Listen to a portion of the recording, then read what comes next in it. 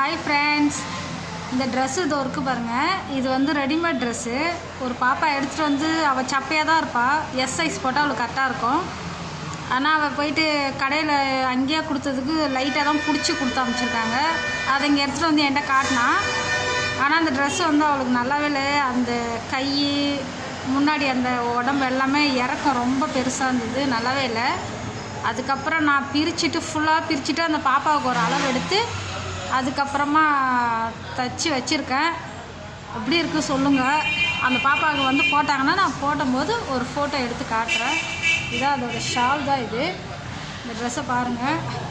Readymade ட்ரெஸ்ஸை கூட நம்ம பிரித்து நம்ம வேணுன்ற அளவுக்கு கட் பண்ணி அழகாக தைச்சிக்கலாம். கட் பண்ண பிறகு எவ்வளோ துணி வேஸ்ட் ஆச்சு. நான் அதுக்கப்புறம் பின்னாடி பேக்கில் கழுத்து இறக்கி நாட்டு வச்சு கொடுத்துருக்கேன். அதுமாதிரி முன்னாடி இறக்கமாக இருந்தது. அவங்க முன்னாடி ஃபஸ்ட்டில் வச்சுருந்தது வந்து ரொம்ப மேலவே இருந்தது, நல்லாவே இல்லை. தச்சுருக்கேன். அந்த பாப்பா வந்து பார்த்துட்டு என்ன சொல்கிறாங்கன்னு. நல்லா இருந்தால் கமெண்ட் பண்ணுங்கள். ஓகே, பாய்.